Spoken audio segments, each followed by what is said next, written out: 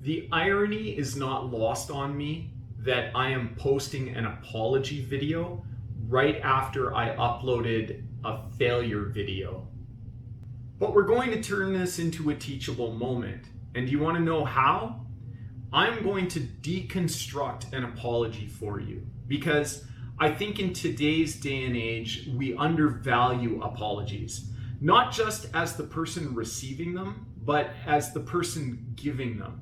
We almost don't know what goes into making an effective apology, so we just throw out, "I apologize" or "I'm sorry," and hope that's enough, and we move on with our day. But hold up a second. You probably shouldn't move on with your day unless the aggrieved party that you're apologizing to is satisfied with your apology. And I mean legitimately satisfied. They know that you've gone through and constructed your apology in a sincere and genuine manner. There are elements to that kind of apology, and each one of them has to be specifically addressed, or the apology is going to ring hollow. I am going to construct an apology today, and I'm going to walk through each of those steps as we go. Which brings us to the very first element of an effective apology. It's the expression of genuine sorrow for whatever it is you did. I am genuinely sorry that I missed yesterday's upload. Yesterday was Wednesday, and my upload schedule is Wednesdays and weekends. That's the social contract that I've entered into with you, the subscriber, as a vlogger. And I failed yesterday to achieve that. And there were two subtle distinctions that occurred in that statement that I made. One was that I acknowledged that I am the one responsible for this particular letdown. But I also acknowledged you, the subscriber, as being the aggrieved party in this instance. And that's an important element of an apology. Not only do you need a genuine sign of remorse on the person making the apology, but you need to hear them take ownership of the issue and identify the people that they have harmed or hurt or let down with whatever action or inaction led to this being necessary. But that's not quite enough. There also has to be an admission of that particular wrongdoing, in the sense that I committed to a schedule of uploading Wednesdays and weekends, and I faltered. That's an important element. You need to hear that I know why I am apologizing. Otherwise, I could just say sorry, and you have no idea if I'm sorry for the thing that you actually want or expect an apology for. We have to have an agreed upon set of terms for the apology to be effective. As part of that, I need to acknowledge that I let you down. And if I let you down because you were expecting me to upload a video on that schedule, I have to take responsibility for that. But there's a second part to the idea of taking responsibility for whatever failing may have transpired on my part. And that's the idea that I am going to try to make reparations for it in some capacity that will satisfy you. In this particular instance, I was supposed to upload on Wednesday, but today is Thursday. My reparations in this case to you, the subscriber, are twofold. The first is that I'm uploading today on a Thursday, which is not part of my regular schedule. I'm not trying to catch up necessarily, but I see this as a part of the reparations that I'm trying to make in order to, if not make up for missing Wednesday, then to at least get us back on track as far as net content is concerned. I hope that makes sense. I missed Wednesday's vlog.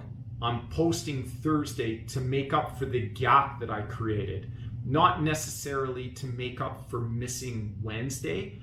I owe you content is essentially what I'm trying to say. So by posting it today, I'm doing that as part of my reparations. The second part of the reparations is committing to you that I am going to maintain my schedule of Wednesday and weekends from here on out.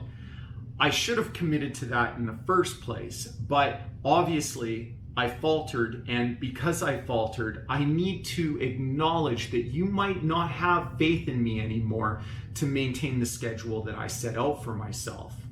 This is my commitment to you that I can maintain that schedule, and that yesterday was a mistake that I made and I'm taking ownership of. Which brings us to another aspect of an effective apology. Don't make excuses. Don't complain and don't over-explain.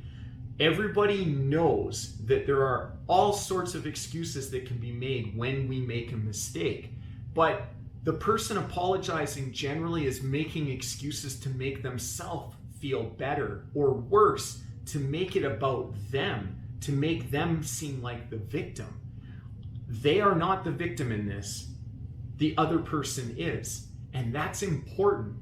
If I apologize to you, but then say but, or however, or any other way of transitioning into a bunch of excuses for why I behaved the way I did, you can pretty much ignore the apology at the beginning of the sentence and just focus on everything after. The last thing a person should do when they apologize is try to explain the apology.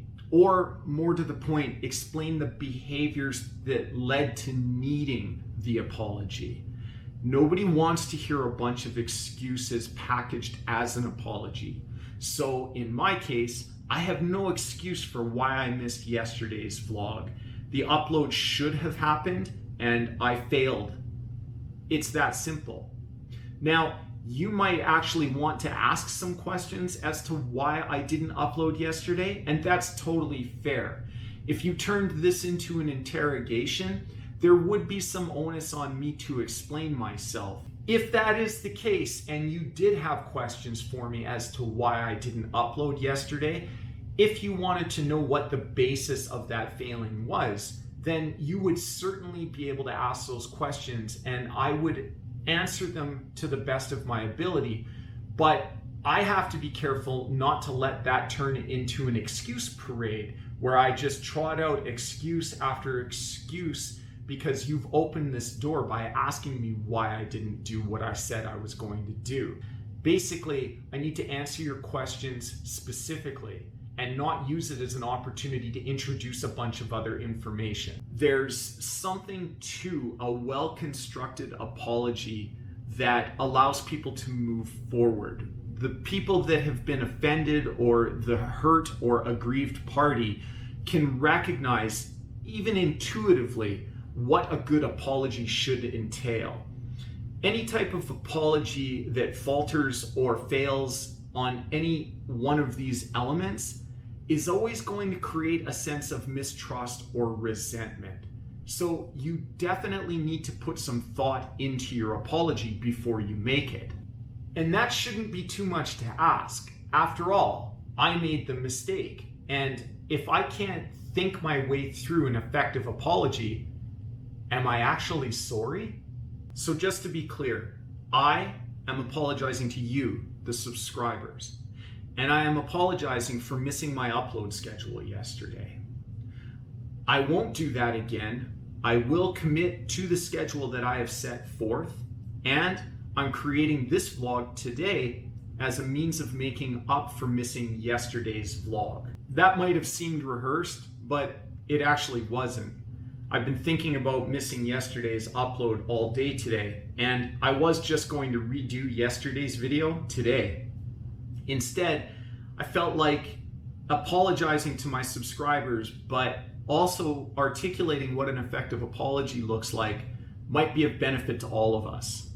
Which makes me wonder, have you ever had to apologize for something, and do you think that you covered off all of those elements in your apology?